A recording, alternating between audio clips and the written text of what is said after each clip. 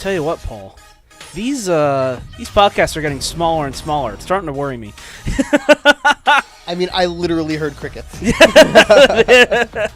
As soon as you were like, all right, silence, and I was like, oh my god. There are crickets out there. Yeah, usually I hear them when I tell a joke, you know. Welcome, ladies and gentlemen, to Threading and Dreading. Right now, there is only two of us, because everyone else is either busy working or busy at a baby shower or busy with life, but I don't know. No, really, they're all bound and restrained in a warehouse somewhere. Shut up! I'm Paul, that this shut show up! is all about me. I'm always like, we don't need other people. And Mike's like, we need more than just you. No, we don't. Get the rape van. Where's that white van with the New York license plate? Yeah, no, the one you linked that said free candy on the side. That was the greatest thing ever. I also, I was showing you pictures of my friends from high school. The one girl in there, she used to do this creepy thing with her friend Robin, who was a girl. Mm-hmm. Which is why I was very surprised when I met Robin, and it was a man. I was like, hello, Asian boy. But she used to do this creepy thing, and she'd go, hey, little kids, you want some candy? So she had commented on that picture. And I was like, Marie, I distinctly remember you offering children candy. She's like, yeah, I remember that too. How you been? I'm doing all right. Good. Glad to hear it. Yeah. It's been it's been chaotic the last couple weeks. Yes, it has. With friends getting married, and we haven't really talked since that wedding. No. I guess we could do fun? like straight up shout outs to Danny J. Yeah. Got hitched. Biggest mistake of his life. And his wife, JJ, as we're calling her now. Yeah. Oh, really? I like that. JJ. Or Miss Jackson. I am for real. I hope they have a girl. Nice. First time I hold her, I never meant to make your daughter cry. God. We apologize. 1,000 times. Oh, 1,000,000 times. Actually reminds me, I was at the Delaware game last Saturday, and sadly they don't have a singer this year to like sing the national anthem or the alma mater or anything like that, but because I was in marching band, I always sing the alma mater in the stands. It's just like kind of all the band members always sing the alma mater. Well, I'm sitting there singing, and there's this woman in front of me recording. I'm like, oh, I'm probably fucking up her recording. Well, whatever. Song ends, she turns around, she's like, I just have to tell you, I'm a music teacher, and you have a beautiful voice. Aww. And I was like, oh, well, thank you. That's very nice of you. I was telling Steve the other day, we drove past a church, the one on McKenna's Church Road. Yeah. And when I used to work at Kohl's, back when I first met Kim, before I met anybody else in our group, and I was on cashier, and I was singing a song that was playing on the overhead radio, and the woman said, I run the choir at the church on McKennan's Church Road. And she like gave me like a business card. Mm-hmm. And she's like, can you come and sing with us on Thursday nights? And I was like, well, I could, but I don't believe in God, and I'm pretty sure all of your songs are going to be about the big man upstairs. And she's like, it's okay. We'll make you believe. And I was like, oh, wow. Okay, that's less reason for me to go. Don't drink the punch. Good old conversion therapy. Yay. You don't like boys. You love God. Oh, Lordy. But the wedding was great, though. Oh, we had a great time. Blast, yeah. Great time. In between fights for the bouquet and garter, well, not really fights, just awkward moments. It's only awkward because I went for the garter. Yeah. I didn't even go for the garter. No, you mean you went for the bouquet? Oh, yeah, that one. I went for the bouquet. You just, fuck it, I'll go for both. I don't think I went for the garter. I don't know where I was. No. I think I went for a drink, or I had to go, like, bandage my burn. Oh, yeah. How is that, by the way? It's healed. Good. I have, like... Do you want to explain how that happened to our listeners? Yeah, I got in a fight with this group of Mexicans. No. It's like the pussiest story, though. Oh, God. Somebody spilled their tea on me by accident. No, I was just getting my coffee in the morning a couple weeks ago, and somebody wasn't paying attention and spilled boiling water down my arm. Yeesh. So I was in the middle of telling a story, and then all of a sudden everything went white for a second, and I was told that I yelped like a large dog. That'll do it. Yeah. It was basically like your nerve endings were just firing at maximum. It was just like your body just said, stop. I'm shutting down. I'm thankful that the week before was the last week that we could wear shorts.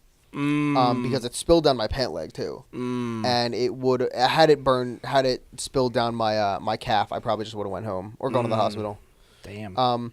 But no, it was pretty centralized. It healed for the most part, pretty quickly, and then scabbed over. So, but at the funeral. Or at the funeral. Ooh, that's awful. Whoa. At the wedding? That one. Whoa. I mean, same thing. Sorry, Danny. Oh, man. That's some foreshadowing there, buddy. No, I was dancing with Karen, and she rubbed up against my arm and rubbed off the layer of burned skin. Oof. So it was exposed, so I had to go and wrap it up. Eesh. But when I went up to grab the bouquet, I just grabbed Karen and was waving her around. Real nice. Steve was he was playing videos from the wedding of me dancing with Karen and Kim, and I was like, damn it, I'm so fat. And he's like, look at your buttons, they're about to pop off. And you can see like the outline of the bottom of my stomach. I was like, this is awful, this is so bad. And I keep telling her, she refuses to listen to me. Kim is the best dancer I know. Oh my God. She's a phenomenal dancer. She was so good. She I is. have multiple videos of her dancing. And she's like, oh no, stop it. I'm like, Kim, like, listen to us. You are a great dancer. She was amazing. Oh my God. Up there dancing in heels like, 6'1" up there. Right? She's like 1,000 feet tall. And yet she's still dancing like a She badass. was fucking getting down like... She's so graceful's not even the word. She has such great rhythm. Yeah, great rhythm, and she's so fluid. You know, it's like she's not like static. She's not like trying. It looks. That's the thing about it. She doesn't look like she's trying. She definitely doesn't. She's just going with the music. Right. She's all very zenned out. Yeah, getting down, looking sexy with herself. There's multiple videos. You can see them on my website. It's, xxxbatgirl. / do you actually know you're dating Mike .net. Real nice. Oh, I actually have to share this story with you. So in a few days we're gonna have Oktoberfest, and a couple of us are obviously going to be going, and one of our buddies, Steve, is going to be going. He's actually, I don't think he's been on our podcast before. No, he hasn't, but he's been on the Sexy Steve. Yeah, Word? But he's been on the Cards Against Humanity playthroughs. Yeah. But anyway. And you can see him in like videos. Oh yeah, beach trip videos, stuff like that. Oh yeah, Halloween stuff. Well, anyway, he sends me a message. He says, "Well, do you still want to go to this?" I said, "Oh yeah, of course. We go every year." And he's Right, like, 'cause we're "Well, alcoholics." what?" I said, right, because we're alcoholics. Yeah, well, yeah. And he says, "Oh, well, they don't open until Saturday." I said, "No, they open on Friday night." He said, "No, the website says Saturday." I said, "Well, that's news to me. It's been Friday for the last 6-7 years. So send me the link to this website." So he sends me a link to Oktoberfest.de. I'm like, DE? I'm like, wait, what? So I look, like a state-run website. I know. I click the link. It's for Munich, Germany. What? And I'm like, Steve, do you realize where you looked up? This is Munich. It says, but it's .de. I said, .de is for Deutschland, a.k.a. Germany. And he just like, oh. I'm like, and Steve, you have to remember, is like one of the most, tech-savvy guys we know. Yeah, he's and our he tech doesn't guy. recognize the fucking .url for this. I'm like, are you fucking kidding me? That's fucking awesome. Like, Steve, DE isn't Delaware. See, I'd have thought it was Delaware, but I'm not tech savvy, so Oh my god! I know what I need to know to get me by. But I could have seen that. He'd always search was Oktoberfest DE, and that was the first thing that came up. And of course, it goes right to the German Oktoberfest, so just the proper German. It is the proper Oktoberfest, but no, yeah, we're going to the real thing. Right? we're not going all the way to Munich. Sorry. Hello. Kim's here. Yay. Kim, you're supposed to have Chinese with you. Oh. Like a person? Or? Yeah. Yeah. Oh. Sorry. It's okay. Karen was hoping you'd pick her up and bring her. Oh. I think she was going to text you. She was going to text She you. just texted me, but I was already in my private. Oh, I was whoops. at Heather's, not Nikki's. Oh, I know. Oh. But I told her that Kim is out. And she said, "Well, I'll talk to Kim." Your shirt says cock. That's my shirt. Mike's shirt says cock. That's your shirt? Yeah. You fit in that shirt? He used to. Eventually, I did. Yeah. Wow. Yeah. Back when I was a freshman in college, I fit into that. Really? Yeah. Dude, you were skinny as shit. Well, I mean, it's shrunk since then, but yeah. Are you like recording? Yeah. Oh, we're Yeah. Your mic's right that there. mic is live over there. Go ahead, sit down. We haven't started. started the trailers yet. Yeah. We're still bullshitting. I'll be back. Okay. All right. So she'll be back, guys. So getting off of that, we're going to get into the movie news. Now, the first bit is something that I'm sure Kim is going to want to comment on, but she's sadly in the back room watching the trailers right now. But oh well, what are you going to do? But the first bit of movie news is that a reboot is in store for I Know What You Did Last Summer. Why? That was exactly my reaction. Like, I'm not upset about it, but I just don't care. Right. Like- There's no point. Like, here's the thing. I Know What You Did Last Summer, the first one, for its time, had a couple scary moments. But it was quickly parodied by everyone. Yeah. You know, it's now just become like a joke of the industry. You know? Like, people are just like, oh, you know, this is basically every trope of horror right here. You know? And the sequel was pretty damn bad. I Still Know What You Did Last Summer was a piece of crap. Then there was a straight-to-DVD feature, which was I'll Always Know What You Did Last Summer. Oh, I think I remember that one. Yeah, and I know I saw the first one. I may have seen the second one. I never saw that third one because, yeah, straight to DVD. But, yeah, the first one, again, it's still okay. I don't like it so much anymore, but it's all right. Second one, piece of crap. It's basically the exact same film, except they put it in, like, an exotic location, you know, which is what they always do. It's like what they did with The Hangover. You know, instead of putting it in Vegas, put it in Bangkok, you know, but it's the exact same film. Mm-hmm. You know, what they did with I Still Know What You Did Last Summer, it's the exact same film, just set in, you know, fucking, I don't know, the Caribbean somewhere. Yeah, it's like, oh, let's set it somewhere exotic, make the exact same movie. It's like, okay, whatever. But they are rebooting it. So this came out from Sony Pictures, and they're planning to reboot the entire series, and Oculus writer and director Mike Flanagan is going to be scripting it. Now, did you see Oculus? Didn't Oculus, like, suck, like, massive bags of dick? I heard it was really awful. Most people hated it, yes. Like, Steve and I we're gonna like Redbox it because Karen Gillan's in it. Mm-hmm. But other than that, I heard it was a really terrible movie. Well, here's the thing. Kim and I saw it, and we didn't outright hate it, but we definitely didn't like it either. Okay. It had a couple of genuinely creepy moments, but some of the actions made by the main characters are just really, really, really fucking stupid. You're like, no rational person would ever do this in this situation. Ever. And it just tells me that either you're an idiot or you want to die. You know? Well, the movie's about, like, her taunting something, isn't it? Well, yeah, the Oculus is about basically a possessed mirror. It's like a demonic mirror that cannot be broken. Okay. And they believe that if you destroy the mirror, basically it will, you know, stop haunting you. But if you get away from the mirror, you're okay. The mirror can't move. It can't, like, follow you anywhere. It's always stationary. But when you go to the mirror, it will alter your perception of reality. Basically, whatever you see isn't real. Yeah. So they tried to set out to destroy this thing because when they bought this mirror when they were younger, well, the two lead characters, Karen Gillan and I forget the other guy's name, when they were younger, their parents died at the hands of the mirror. So they want to destroy the mirror, basically so it doesn't kill anyone else. The lead character, Karen Gillan, believes that this mirror has killed like 50 people in its existence. Okay. And they think that, you know, they have to stop the chain. They have to stop the killing because whoever comes in possession of this mirror will just end up dying. Okay. So she sets out to try and destroy it. And the actions that they take at first seem to make sense, but then they just lead into, okay, you're a fucking idiot territory.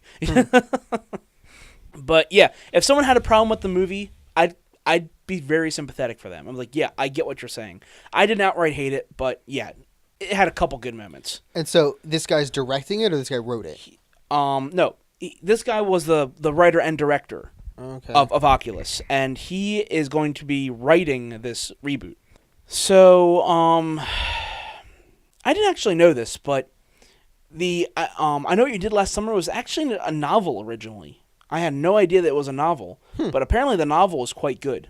Okay. And it was much older. It's like written in the 70s or something like that. Really? Yeah. And it took them 20 years to adapt it into a movie. Set it in like modern times. Mm-hmm. And the original had Sarah Michelle Gellar. Yeah. Was it Gabrielle Union? No, I forget. Oh my God, I cannot remember who was in this movie. Ah, God. Okay, Sarah Michelle Gellar, Jennifer Love Hewitt, Yeah. Ryan Phillippe. That was the other guy. Right. And there's one other guy. I forget his name. Oh, was Freddie Prinze in it? Yeah, Freddie Prinze Jr. was in it. Was he in that one or was he in Scream? He might have been in Scream, but I'm pretty sure he was also in I Know What You Did Last Summer. I would IMDb this, but I can't. That's all right. Don't worry about it. Well, anyway, so that one came out in '97, and it actually had a pretty decent following. It did well enough, and then of course the sequel, pretty much everyone hated, and then the direct-to-DVD one was just complete shit. Right. So now they're remaking it, and this is a discussion we just had last week. If you want to retell this kind of story, I'm okay with that. I just don't like the whole idea of we have to remarket the same name. We have to remarket the same property over and over just for recognizability. Yeah, but if they, in defense of that, if they did the same story with a different name, we would then be bitching that, well, why don't you just call it this? Because you're basically telling the same story. Okay, fair enough, but at the same time, if that's the case, you know what, just write something fucking new, Yeah, but nobody knows how. We know how. Yeah. But no one wants to hire us. But no, it's just like, I don't know, it's what we were discussing last week with the whole Underworld series. I don't know if you heard about that, the rebooting Underworld. Oh, good. Yeah. And again, they're starting fresh. It's not going to be Kate Beckinsale anymore. And that series apparently is the lead actor, or the main protagonist is going to be a guy now. It's no longer going to be Selena. Okay. So. Well, Michael was one of the lead protagonists too. Yeah. As of the second one. Yeah. But I don't think it's going to follow him. It'd be interesting, but I don't think it's going to follow him. But anyway, it doesn't matter. Okay. It's the whole idea of, okay, well, that series of films did well. But instead of making another one with the same cast, we're just going to start over from scratch and do it again and remarket the same name because people just recognize the damn name. It's a very cynical point of view where it's basically the idea of people only go to see movies because they recognize the name. I could take a film that is of the same caliber and quality, or even like the same premise as something like Unbreakable, or you know what? Let's make something a little more mainstream. Let's say it's something like, let's say it's the same premise of Daredevil.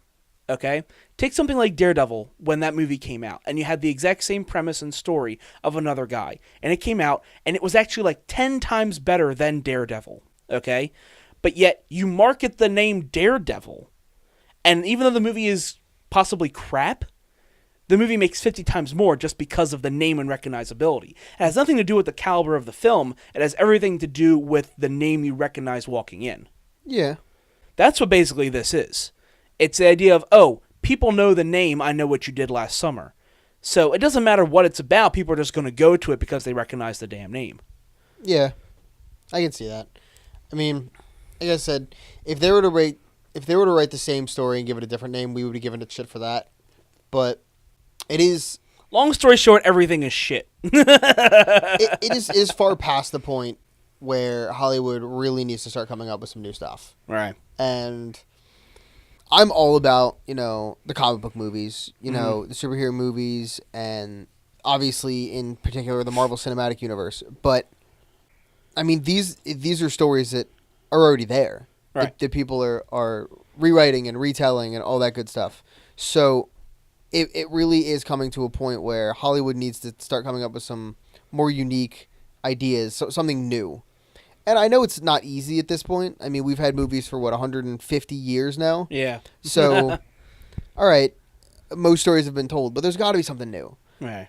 Finally, Ms. Goddess of Gore has joined us. How you doing, Ms. Goddess of Gore? I'm okay. Good. She was over at her sister's house because her sister's having a baby. Uh-huh. Mm-hmm. That's the nice way of saying her sister is sexually active. Yes. And has a baby growing inside of her. Yeah. There's a comedian, Angela Johnson, that I like, And she's like, I hate it when people tell me they're trying to have a baby, because that's just them trying to like rub in your face. I'm doing it. Like, no, we don't have any kids, but we're trying. Oh, ew. Yeah, exactly. Yeah, you don't want to think about it too much. Like on the one hand, you're like, oh, that's such a miracle, and then you actually think about that, and Taylor's like, you just told me when you get home tonight you're gonna fuck like a crazy rabbit. Yeah, That's awesome. it's fun. We were talking about you earlier. Oh no. And your awesome dance moves, and how you're the best dancer of all of us. This is true. This is very true. It sounds sarcastic, but no. No, seriously. And For real. Paul and I are in agreement. You were the best dancer at the wedding. You're an amazing dancer. Oh, I have the you're video to crazy. prove it. It's on Facebook. Did you really Oh yeah. do that? Oh yeah. God. I loaded all of them. Now, please She don't. face palms. Fucking Steve, you brought up on our fucking 65-inch television the video of me dancing in the sandwich with you and Karen. Okay. And like my buttons are about to pop. Like you can see the outline of the bottom of my stomach. And I'm like, I don't need to see this on our 65-inch TV Right. in high def. Yeah. High def fat. You can see the pores on your face. Look at all the grease, you fat slob. It's like, what is that? He's like, look, your buttons are stressed. I'm like, you're a dick. Oh, lordy. And then he's like, how drunk were you at this point? And I was like, I don't fucking know. I also wanted to mention, just before you stopped over and we started recording, I had Paul try the pecan pumpkin butter. Yeah. Just a little dab. It's like fucking heroin. I know. That's for me. No one else is Okay. allowed that. Like I tried it, and like You 10 let it minutes into my later, stash? I know. like 10 minutes later, I'm like, I can still taste it. It's really good. Yes. No. I gave him one little cracker with a little dab of it. That was it. Okay, because I wanted him to try because it's delicious. Yeah. I was like, I'm so glad you discovered this because Oh my it's God. it is fall. Like the- it's like fall I said in a it's cup. fall, Halloween, and Thanksgiving all in one bite. Steve had found this this special whiskey, this special cinnamon whiskey that every time he wants to tell somebody about, and I'm not going to say the name because I don't want everybody to know. But he'll go to tell somebody, and I'm like, don't you fucking tell anyone. And he's like, no, but I just want to tell them what it is. No, because we're not sharing that. And he's like, what? And I'm like, no. Like, when my mom comes over and we're fucking drinking that shit, she's going to have that nasty-ass incinerator shit, and we're going to be like, we're drinking the same thing. Shut up. And she's going to be like, no, you're not, because I'm about to throw up because this shit's gross, and you're loving whatever you're drinking. Well, you have a bad palate. Yeah. It's that glass that it's in. Yeah. Oh, yeah, It's, yeah. You know what it is? It's that I pissed in your cup. Oh, yes. That's what it is. That'll do it. I didn't piss in our cups. So, did you hear what we were discussing just before you walked in? No. Do I Okay. know what you did last summer reboot? Wait. Why? 5. Like, same tone and everything. Perfect. Yes, they are rebooting that series. I was like, okay. Why? Well done. So, yeah, they are rebooting. Completely unnecessary. It is completely unnecessary. There's no reason to reboot this. It just None at all. Besides, again, like we talked about last week with Underworld, just Right. remarketing the name. They're just getting like this generation's popular teens that aren't teens. They're like 30 Right. Yeah. and getting. It'll them- have Selena Gomez in it. Oh, yeah. I like Selena Gomez. And Zac Efron's kind of the man now. Like, I'm not sure when that happened, but he's kind of fucking awesome. It happened with 17 again. That's Really? that's when it happened. Oh, Yeah. I didn't see that movie. Because a lot of critics were like, you know what? He's breaking out from Disney, but he's not doing the "oh look, I'm a whore" thing. You know? No, but you know, Steve and I watched that awkward moment, and I thought it was going to be fucking stupid. I mean, he got it because he wanted to see Zac Efron shirtless, and I got it because Why not wanted to see see Zac Zac Efron Efron shirtless. shirtless? I'm not really into Zac Efron, and I was just like, I mean, it's the Ron White mentality. Like, you know, once you see one pair of boobs, you want to see them all. Want to see my titties? Yeah, I Yeah, I do. do. All right, roll them back up. All right, well, back up. Put them away. I'm done. And that awkward moment is a fucking great movie. Really? It's like right on the edge of indie with the feel, but it's got the Hollywood like budget. It's a great movie.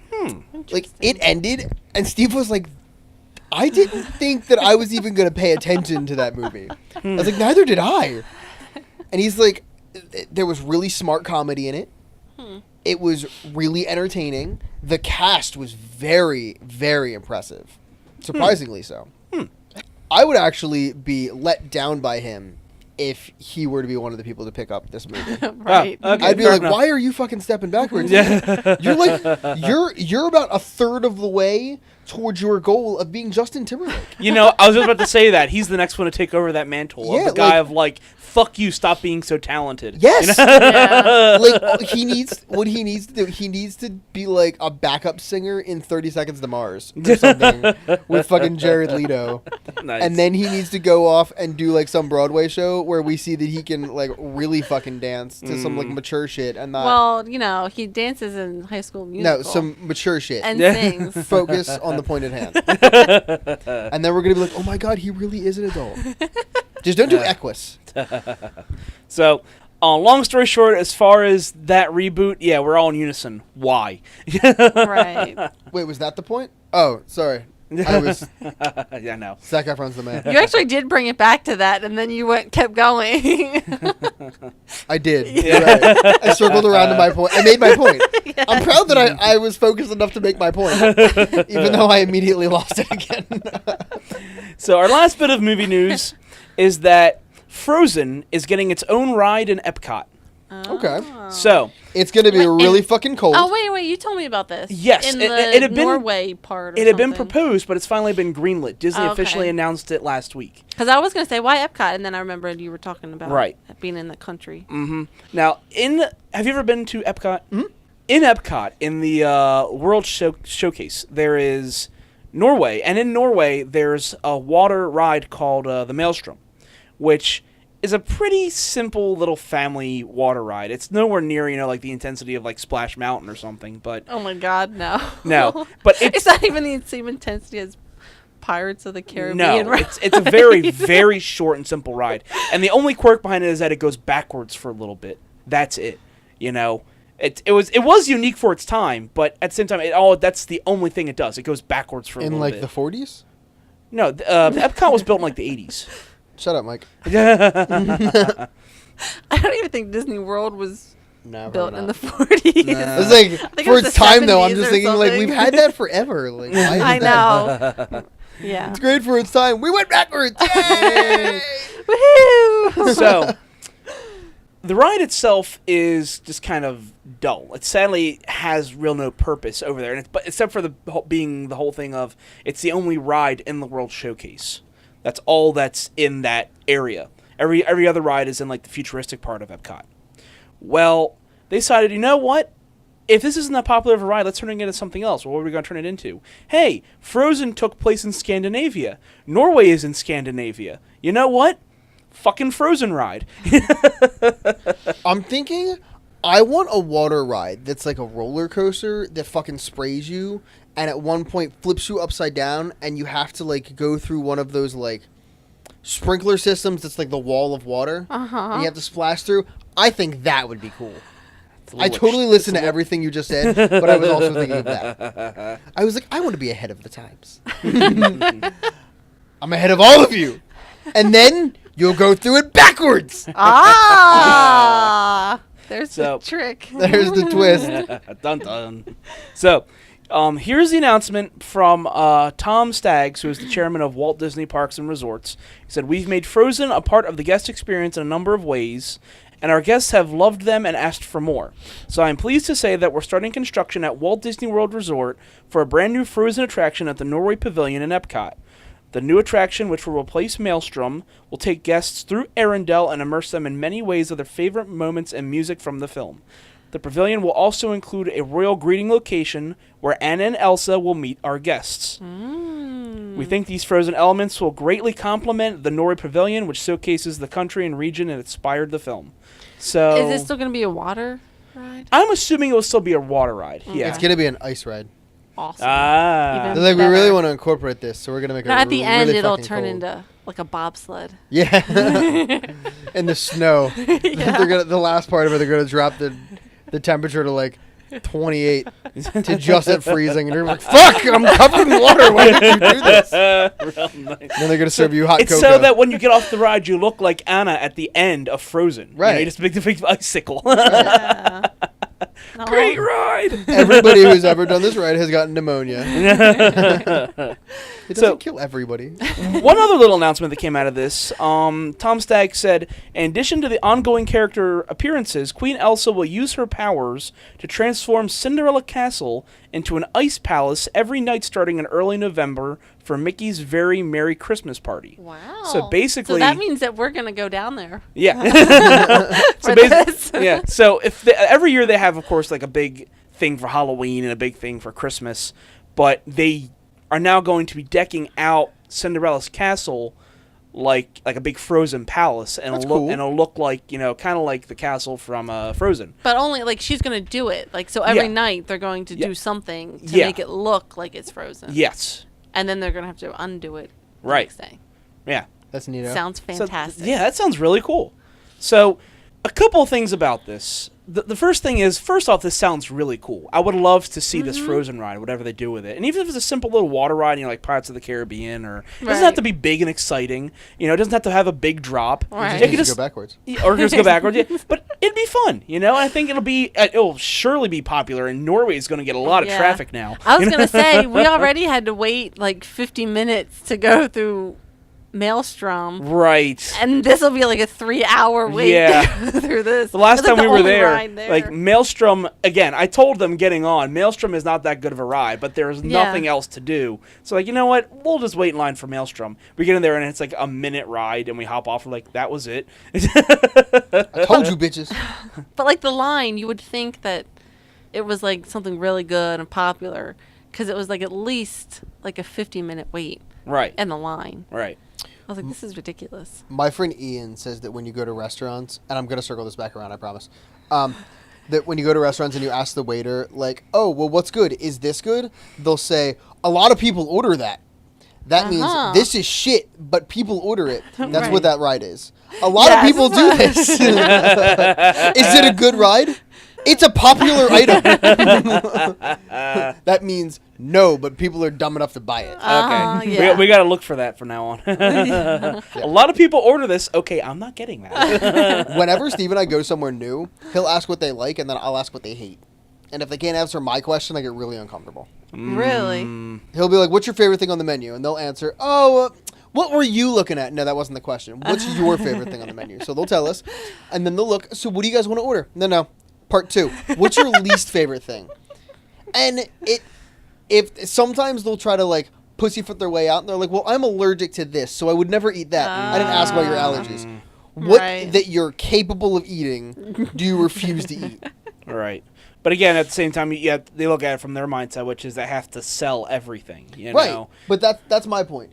I want you to give me a recommendation based on something that you would be willing to eat. Like at Best Buy, I'm not going to sell you a protection plan on the fucking $8 headphones where the protection plan's $4.99. Right. People ask me, they're like, is it worth it? No! Right. Exactly. But on a fucking PlayStation 4? Yes! Right. Yeah. Now- This is $500. Something goes wrong with it, we will fucking give you a new one. Right. And in response to that, I actually got in trouble for doing something like that once at the movie theater, where I was sitting there in box office, and people were coming up saying, oh, I'll have 2 for Vampire Suck. I'm like, no, you don't want this. And I'm like, what? I'm like, no. Look, I'm not sitting here insulting your intelligence for saying you want Vampire Suck, but I'm letting you know right now, everyone coming out of this movie has asked for a refund. So I'm just letting you know right now, if you see this, you're probably going to ask for a refund. Well, that's different. I mean, if they ask for the protection plan on the $8 headphones, I don't tell them no. I'm like, oh, yeah, absolutely. Oh, no, If no. they ask for it, If I'm they like, no, wanted that's Vampire dumb. Suck, I would give them Vampire Suck. I'm just saying, hey, look, I'm just giving you fair warning. Also, your manager was kind of a dyke bitch. So I fucking hated her ever since the first time I saw her fucking face. When I was in goddamn high school. I think I know which one you're talking about. The dyke bitch. Well, She's like 7,000 feet tall, and she has that really cliche lesbian hairdo. oh, It's okay. dirty blonde. Yeah, I know which one you're And talking she's a about. fucking bitch. I hate to tell you this, but she is now the head manager there. I don't give a shit. I don't go to that theater. I don't get free movies there anymore, so I don't go there. Fair I now go to a good theater. Yeah.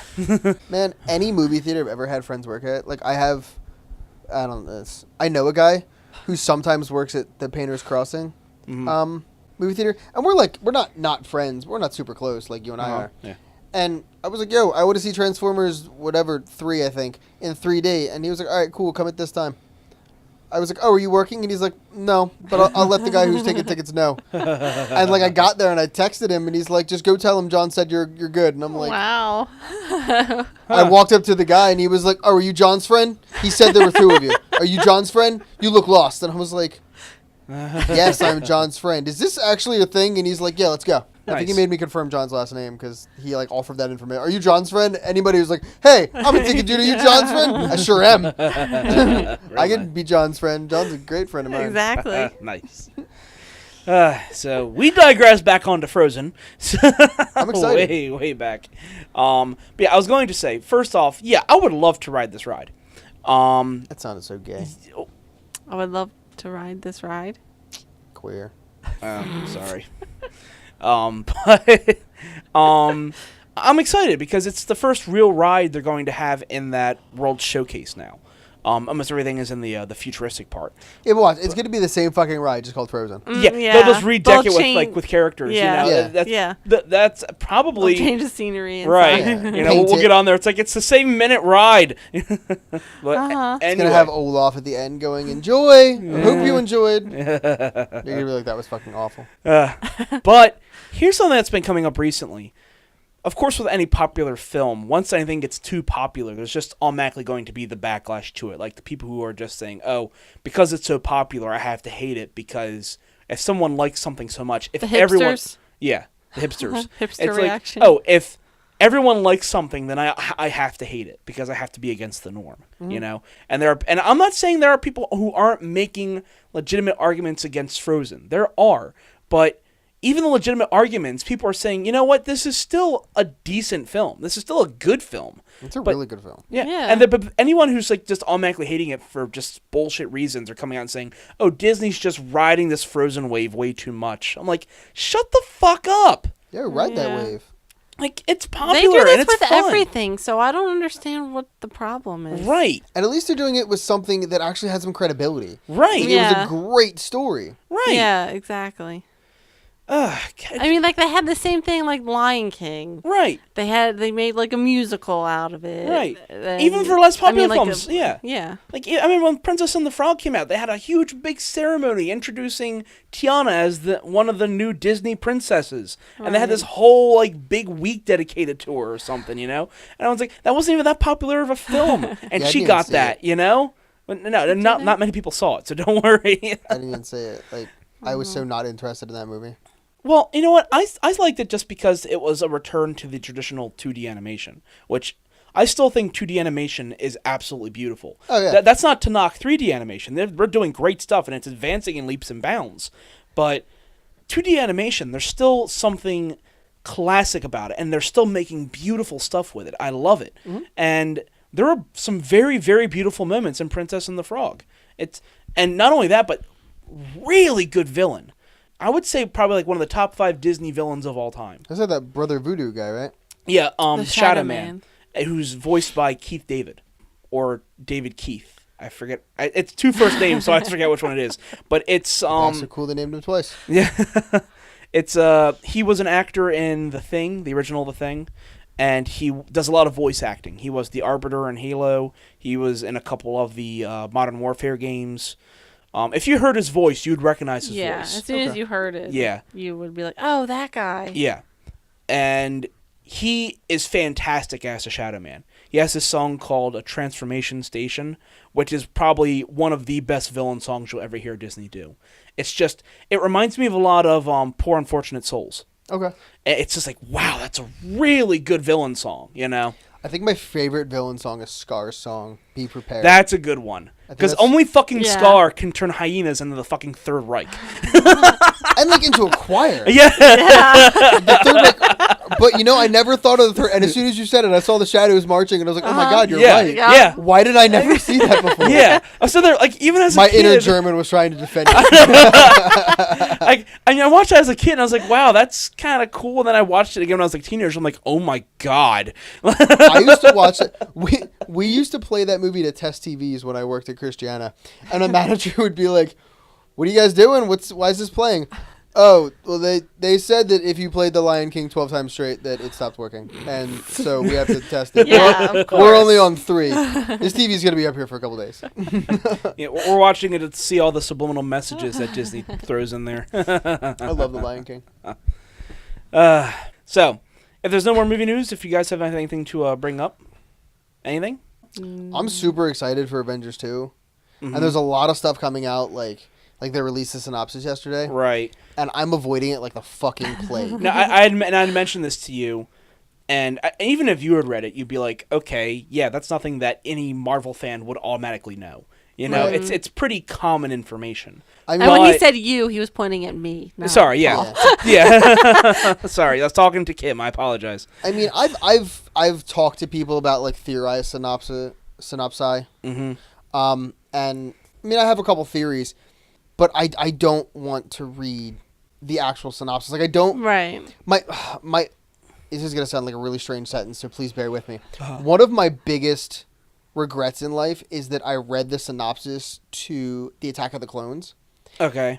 and that when I finally went in and saw it, the Yoda fight scene was not a surprise to me. Mm. So, like, I feel like I would have been so excited to see that going in. Like, oh my God, I didn't expect this. This is fucking cool. But I read it in like a fucking TV guide or some shit. And then like 2 years ahead of time. So I don't want to go into this movie expecting that, like, oh, well, I already fucking read the synopsis. So here, like, this is Right. the part where this is going to happen. Okay, fair Right. enough. Now, to be fair, I don't think the synopsis has anything like that, but it could. I didn't notice anything like that, but that's a fair point. So, well, anyway, I we're avoided even fucking trailers for goddamn Revenge of the Sith. well, you I can't didn't do that see now. Sorry. Yeah, I can't do that now. I mean, avoid, if I'll there avoid was- that podcast. I mean, I'll say this: when the trailer for Episode 7 comes out, if you don't want to watch it, I'll honor that request. But No, you know. I'll be in it. I'm down. okay, so we're gonna get into the trailers. The first one being Horrible Bosses 2. This is about never having to work for anybody ever again. Boom, marker drop. Kidnapping. That's kidnapping. With one more P it is. That's kidnapping. I completely underestimated you guys. Help me help you get revenge on my dad. I'm a little insulted. You only asked for $500,000 for me, and so I tacked on another 0. 500 million? Wow, that's a ton. 5 million. Five million. The first thing that Paul said when he saw us, he's like, why? You know, like the common phrase of the night, why? Like, I didn't see the first one, but I didn't either. I mean, I don't understand. Like, did it make that much money that they decided to make a It did. second one? It Really? did. The first one, Really? yeah, the first one made enough that they're like, you know what, we need to make a sequel off this. I mean, Charlie Day's kind of the man. And the intro to the trailer looked really fucking Yeah. funny. So Yeah. I might see this one because it looks a lot better than the trailer for the first one looked. Right, and it looks like they're bringing back almost all the original cast. I mean, Yeah. not only the main three, Jason Bateman, Charlie Day, and Jason Sudeikis? Yeah. Jason Sudeikis, but you also have Jennifer Aniston returning. Okay. You have Kevin Spacey Yes, returning. Kevin Yeah, he was Spacey. in it. You see him at one point, Kevin. and then Chris Pine out of nowhere. Yeah, Chris Pine Yeah, like, and oh. Jamie Foxx. Yeah, Jamie Yeah, Foxx. yeah. Like, okay. You And know? Chris Pine, I can't tell if he's drunk or stoned, but he looks like he'll be entertaining. Yeah. Well, I like Chris Pine. Yeah, he's good. I've always liked him whenever he's been in. I don't think I've seen him in anything that I didn't like. Now, I'm sure he's been in things I didn't like, but I haven't seen him in anything that I didn't like. Right. So, But no, I'm very intrigued by this. Now, supposedly the premise for this one is okay. They've decided to become professional, like kidnappers, or at least they're Or attempting something. to. Yeah, Criminals of some criminals. sort. See, that's criminals because they're tired of working for assholes. Yeah. It's like, you know what, we'll just be our own bosses. Well, instead of actually, you know, owning their own business, Well, they're like, oh, we're just going to commit crimes. You know, it's like, well, if you don't want to work for someone, that's great. You can open up your own business and be your own bosses, but I don't know. Hey, I've been watching Breaking Bad, and if there's anything I've learned, it's if you want to make money, break the law. No, way to if do you want to it. make money, no Walter White. That's That actually doesn't seem to be working out for people, actually. fair enough. He seems like kind of a douchebag to work with. Oh. Well, yeah, I he haven't is. seen any of. His brother-in-law is really fucking hot. And there was a shower scene. I was like, oh my god. Oh, lordy. I didn't watch any of Breaking Bad since the second season. I know the internet kills me for that, but I'm sorry.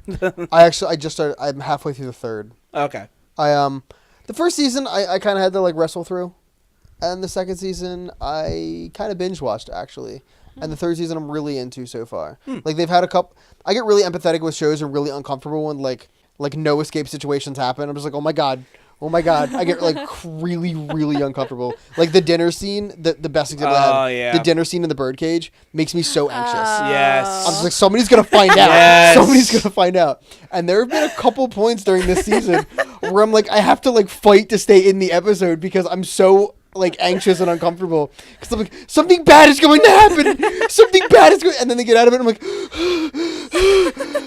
like, You know, and our dog Darwin is like, are you okay? He's like looking at me. He's like trying to take care of me. so anyway, getting back into this trailer. Yes. Um, It played your jam. Oh, I knew yeah. you'd Oh, be my happy. God. What's your jam? Turn down for what? what? Which, by the way, at the... Is that the hip hop song that was going on? Yeah. Yeah. Oh. In friggin' the Delaware game on Saturday, they were playing that every single second. They wouldn't stop playing the song. Like, the first time they played it, all the students were like, yeah, and all the fans are dancing to it. Then by the 20th time, it's like, oh my God, enough. UD was like, we're really sick of hearing this song, so we're going to play it on repeat. So we never have to hear it again. Seriously, it's okay. I'm now done with this song. The last Saturday ruined this song for me. But anyway, no, I still liked it, and this trailer had some funny moments, Right. I hope that it's kind of along the lines of like 22 Jump Street, where it's not the same film, but it plays through the same formula. And where makes fun of itself? It makes fun of itself, kind of thing. I would like Right. that. I don't know if it is though. Yeah. But I feel like, because I feel like you have to see the first one to watch this, because I don't know, Right. like, I didn't get that whole, like, oh, we don't want to have any more bosses. Right. I feel like they did, whatever they did in the first movie, however they got rid of their bosses or something, was like more criminal, so then they decided to just carry on with that line of Right. I work. think I saw the very end of one. The one, Kevin Spacey was like a murderer, Okay. and then Jennifer Aniston was like trying to fuck him, right? Yeah. Yeah. Jennifer Aniston was trying And to get with then- Charlie Day the entire time. Yeah, and then the other one who I don't remember. Yeah, Like the other Yeah. boss, Big Kevin actor. Spacey killed because Oh. he was in like the wrong place at the wrong time, or he thought that he was something. I don't know.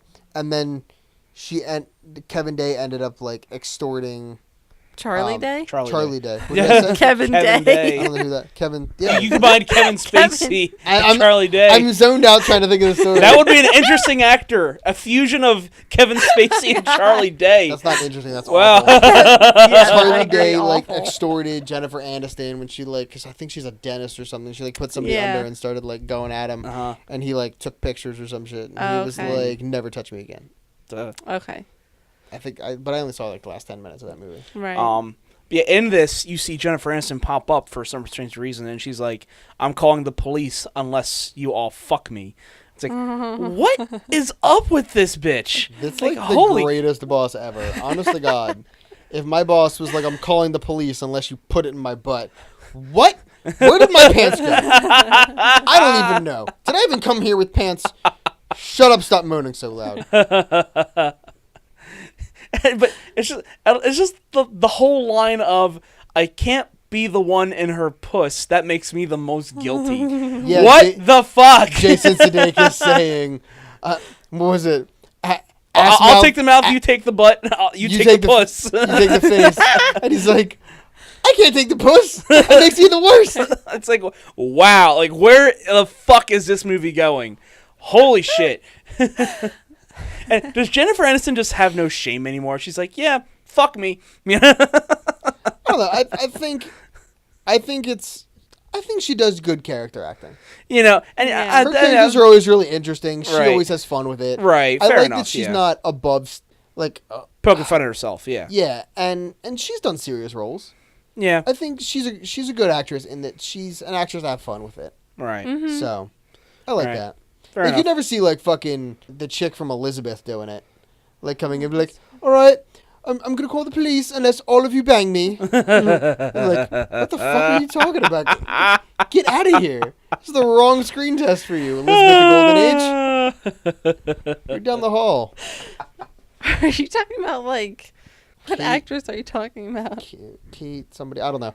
The guy that I worked at the Best Buy was playing Elizabeth the Golden Age the other day. Oh, I know who you're talking about. And, Oh, and I was just God. like, she could, like, only do a serious role, because I don't think I could ever see that woman doing, like, a goofy-ass role. Is it an old actress or a young? I don't fucking know. Oh, She's wearing a lot anyway. of makeup. Okay. Like, Doesn't- I knew her name, I just can't think of it. It doesn't Okay, matter. that's fine. Like, So- when he told me who it was, I was like, oh, yeah, I know her. But as far as this, again, I actually didn't see all of the first Horrible Bosses, but it had some funny moments.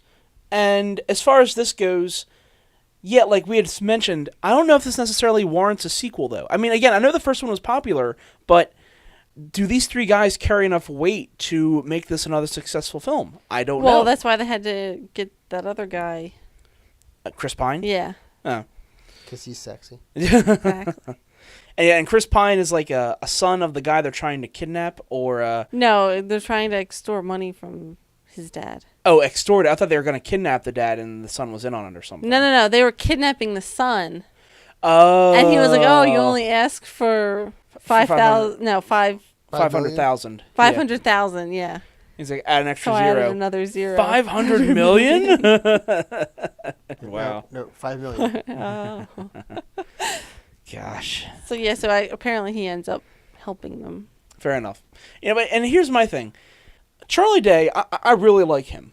And in Pacific Rim, he played a different character. He wasn't just the same guy. But you can look at He was Horrible kind of the same guy. Kind of a little bit. Yeah. but, Like the frantic, like, yeah, he was frantic, but he wasn't an idiot. twitchy. He wasn't an idiot, though. He's not usually an idiot anyway. I mean, well, He was I an mean, idiot in Always Sunny, but in Horrible Bosses, he was kind of a simpleton. He was like the idiot of the group, I would say. How could you get that if you have never seen the movie? No, again, I've seen parts of the first one, Oh. but like, maybe I'm way off. Maybe I'm way off. I don't know. I haven't seen it. I don't Not a know. Anyway, as far as this goes, yeah, I think I'll see it. It looks fun. I mean, again, we're in that era where it's getting to the point where it's kind of hard to tell what we're going to get with some of these sequels. Because again, we didn't expect anything with 22 Jump Street, but that Right. was really fun. was good. So I'm thinking, you know what? I'm willing to give this a shot. You know, if they can make something creative and fun with these sequels, I'll give them a shot. You know, maybe it's not just a cash cow. You know, to grab in a little bit more of that money that you got from the first one.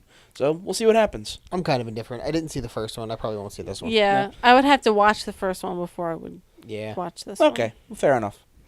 Maybe Kim and I'll get drunk and we'll just like cuddle up and watch the first one together. Okay. Sure. I'm a great cuddler. Okay. And I won't poke you. Oh, good. That's good. It's always nice. I will. He's not going to be there.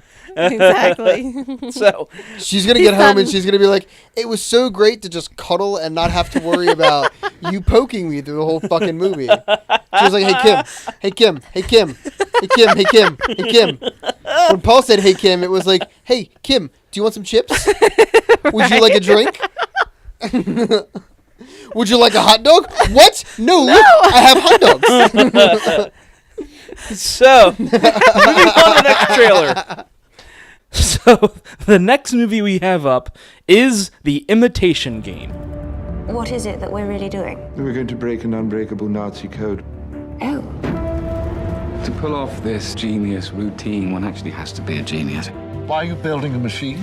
The machine will allow us to break every message and win the war. I thought this one looked really fucking cool, actually. This one I'm really excited for. Yeah, what did you fucking Mike called that Oscar bait? Oh, yeah. It totally is. Like, it has like all those really overly dramatic sequences where like he's running. Yeah. That's The dramatic stare, the dramatic silence, and everyone stands up at the same time and helps the one man. It's like it's all cliche. People there, throw but things at somebody. I was gonna say like everybody they throw something off a table. But to be fair, I like this story. The idea of like these code breakers during World War II. You like this story? This shit happened. Well, yeah, but what I'm saying is, I'm really excited by this. Not only that, but it has a very good cast behind it. It does have a great cast. It Not really only does. Cumberbatch, but Keira Knightley. And the dude who played Ozymandias. Yes, and also Mark Strong, or is that the guy who played? No, Mark Strong is Okay. separate. Yeah, he's in it too. He and, played Sinestro. Yes, and also Tywin Lannister. Yes. I always forget that actor's name. Yes. But Tywin Lannister. I recognized his face and I couldn't figure out who he was. You know who I was thinking he was, or is that the same actor?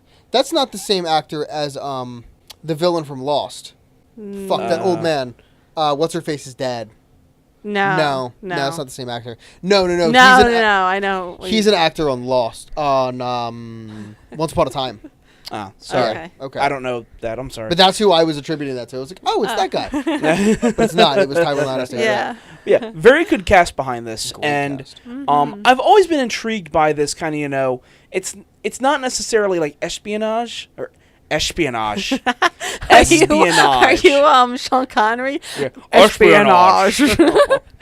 Mike is fucking high. Like he cannot talk for anything tonight. No, I cannot. I apologize. I don't know what it is. That one pumpkin brew did it in. But he's like, I've had so much fall dip. Exactly. So I love these. It's not necessarily an espionage film, but it is kind of spy oriented. Yeah, it has it seems a little more action quotes in it, but it had the same feel to me as like Tinker Tailor Soldier Spy. Yes. Yeah, much more practical spy, much more about, this is what you do. It's not about, like Bond and the gadgets and getting the girl. This is about sitting down, working through paperwork and mathematics and making sure you get everything correct, Fuck, Mike makes this movie sound so boring. Wow. Yeah, you'd probably hate Tinker Tailor Soldier Spy, Maybe. No, you know what? You wouldn't hate it because Gary Oldman's in it. You I wouldn't. love Gary Oldman. True. For anything else, I might just tune out the rest of the movie and just stare at him. I'm gonna be like, I hated all of these scenes. There's scenes that he wasn't in. Yes, I didn't know what was going on. I did like in the trailer the really dramatic moment where the fucking one dial clicks on an H and Keira Knightley's just like, It turned. It decoded something. I'm watching this show called Lost Girl, and the one character's trying to decode this thing, and she's like, the broken dog bone is either a T or a J, or something else. And then later she busts her room. She's like, the broken dog bone is an F. It's just like, that's the perfect password. Could you imagine? What's his password? I don't fucking know. The broken dog bone is an F. Nobody's ever going to guess. I mean, now they will because it's on the internet. But Gosh. to change my passwords. So, as far as this goes, I know I say this word a lot, Kim, but Intrigued? I'm intrigued. Oh, very. everyone drink. Yeah, I know. Oh, does he have a word? Steve's word is absolutely. His is intrigued. When Steve's really, really into something, he exaggerates the word absolutely. He is absolutely, and I'm like, it makes me really angry when we're fighting. But any other time, I'm like, it's kind of adorable. When we're fighting, it's like, dude, that's a trigger. Like, stop. Right. And he gets mad. He gets mad at me because I get mad at him, and that's just like a whole new topic. And then just spirals down into bad things. Into bad things. And you've never seen me angry. When I get angry, I get scary. No. I don't think so. No.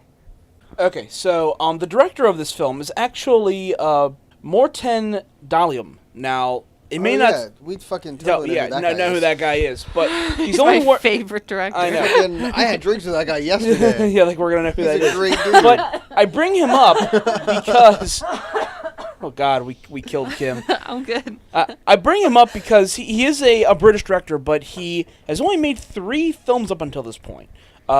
Buddy, He's credible. Fallen Angels, and Headhunters. Now, Headhunters I've heard a lot about, and I've heard it's just apparently an amazing film. But every film this guy's made thus far has received tons of awards in Europe and BAFTAs and stuff like that. So it's everything this guy touches right now is really good. What's a BAFTA?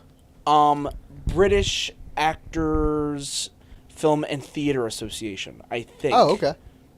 It's an acronym. I was like, is that a country that I don't know about? I could be wrong on that, but I'm pretty. It's a British award. Oh, okay, that's cool. Well, here in the States, we have higher standards for our movies.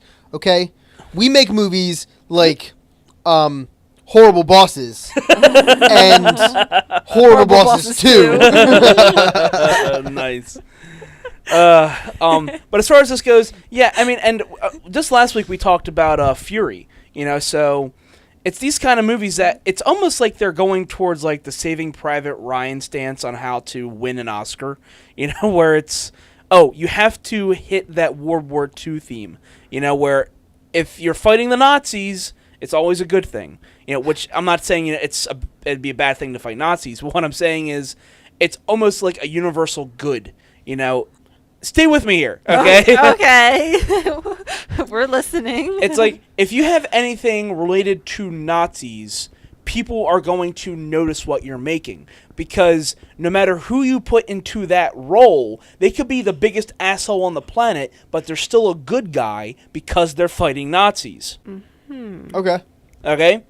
So it creates for a very unique style of storytelling, where you can have all these fleshed out characters who could even be massive assholes, but because they're fighting Nazis, you still root for them. So what you're saying is that if I fight Nazis, people will like me. Yes. Your dad will like him. Yes. Yes! So go find some Nazis. Fist to the air, I win! I think people like me plenty. No, again, that's kind of cynical of me, because it's basically just saying what boils down for these movies is, we don't know how we're going to get the audience to, sympathize with these characters. Have them fight Nazis. But that's not necessarily the case if it's based off a true story. Yeah, but in fucking a generation, nobody's gonna fucking know.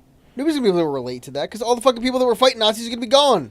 Yeah, that's actually. Yeah, but I think that the Nazis had enough impact, a bad impact on the world, and everything they did with the Holocaust and everything, that I think people will still be. Oh yeah, that thing. They'll still be that thing. They'll still be talking about them. They'll still be totally still talking about that. I was never forget that thing. But I think don't you think that?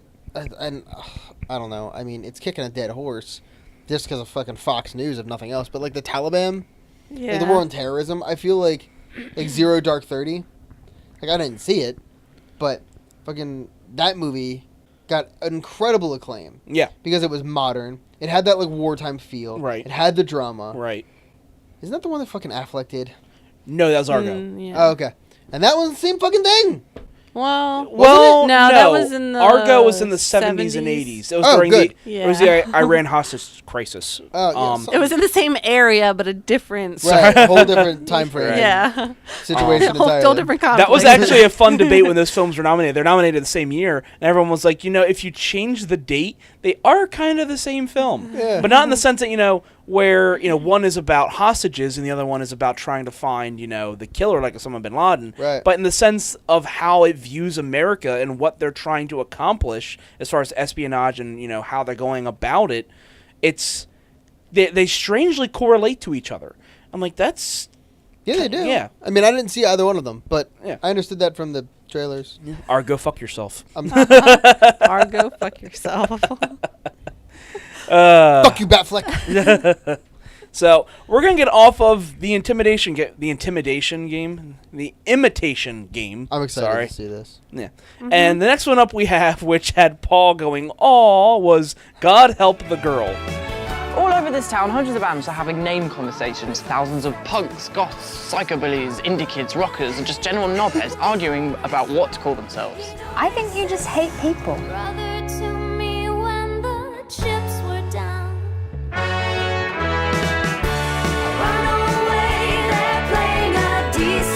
If you two don't get together, then every song and every film and every book I've ever heard, seen, and read are wrong.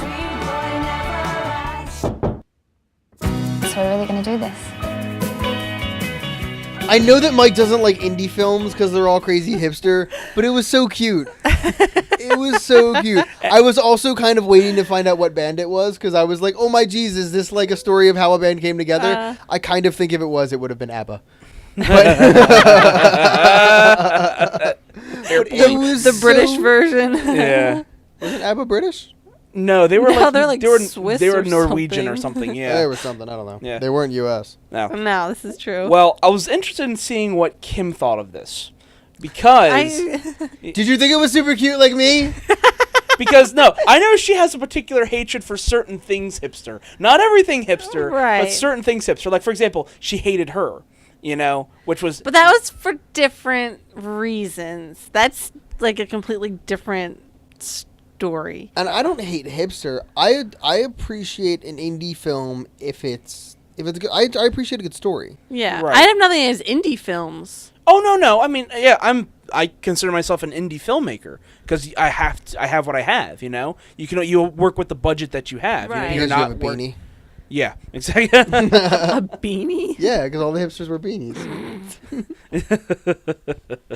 No, I'm a hipster because I wear my pants way too high with belts and tuck in my shirt with the thick glasses. That's why I'm a hipster. Oh my jeez. I think that's a nerd, but that's a different story.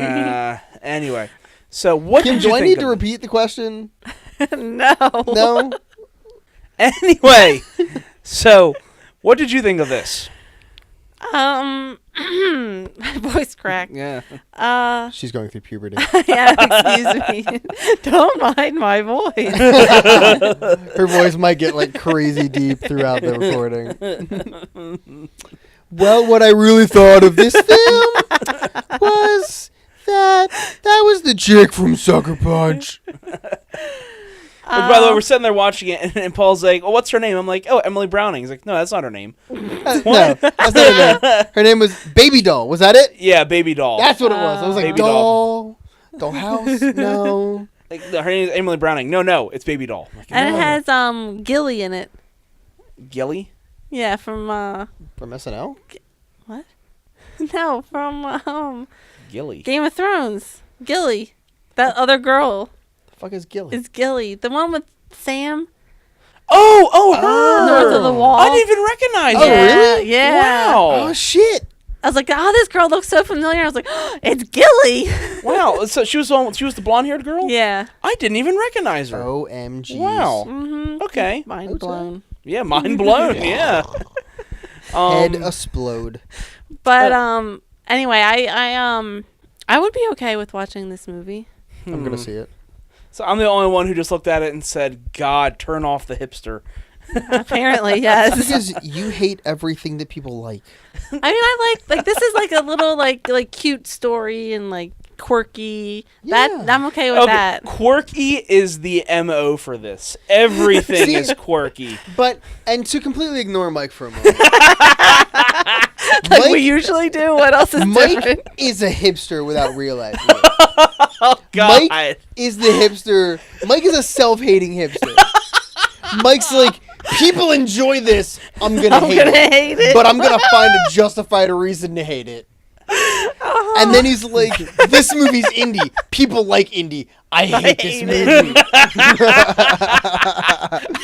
Because as soon as it came on, or as soon as it ended, I was like, oh. And he's like, that movie's so indie and hipster. Like, I could just see his ironic mustache and his thick frame glasses. You know, it's so sad. It's like, so you have hipster that the hipsters are gonna like, but then you have hipsters against the hipsters. It's like dividing by zero. How does this work?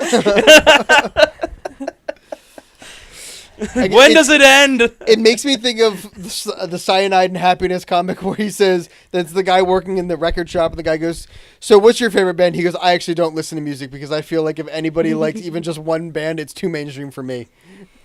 Like, oh my god. Oh, yeah. That's Mike. Oh, really? Wow. With the exception of Frozen, that's Mike. Mike's like, everybody likes this movie. I need to hate it, but it's really good.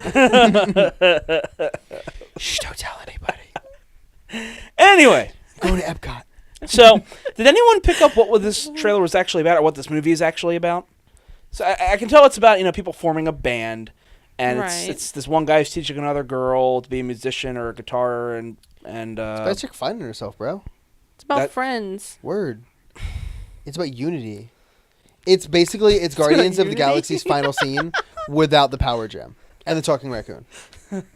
Definitely. Well, if you gave me those things, I'd probably watch it. Did you see Guardians of the Galaxy? Yeah. I saw that shit twice. Well, yeah. All I'm saying is, if you give me an Infinity Stone and you give me fucking Rocket Raccoon, I'll probably watch this movie, but only if they're in it. That's really specific, requirements for a movie. Yeah, it is. That really limits your movies to one. Well,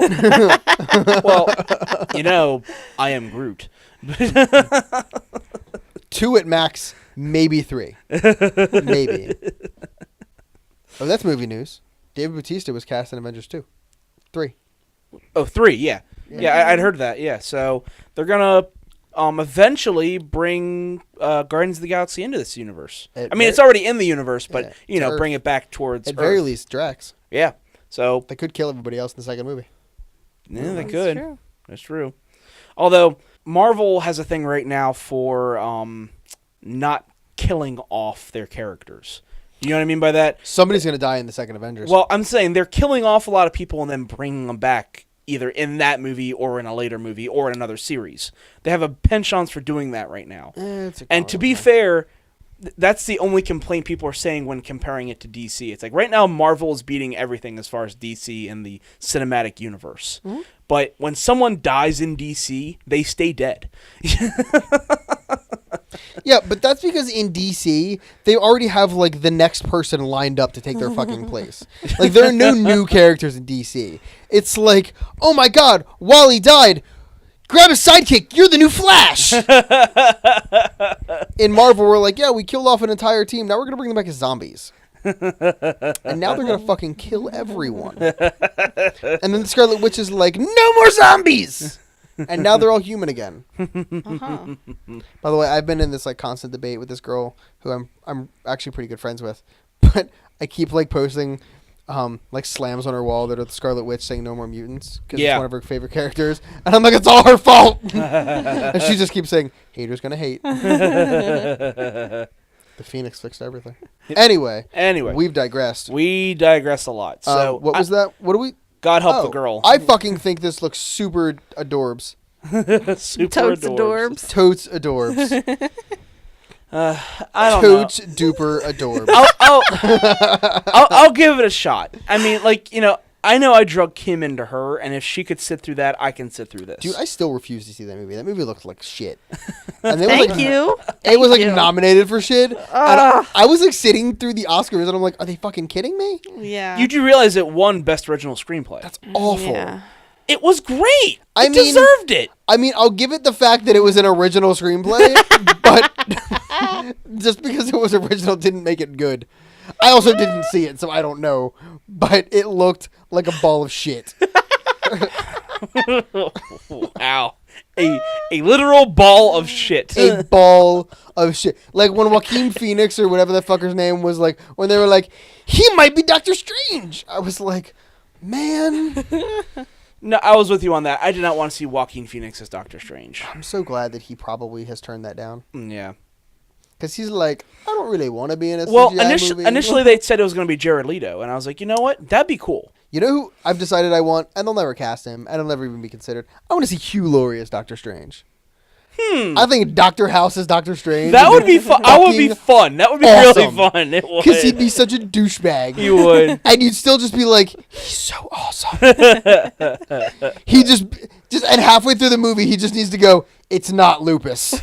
Basically just be the 12th Doctor. Oh my God, if he was a doctor. Jesus Christ. But anyway, moving off of this, in the next trailer, which is Before I Go to Sleep. Who are you? I'm your husband, Ben. What? You had an accident. You store up information for a day. Wake up in the morning, it's all gone.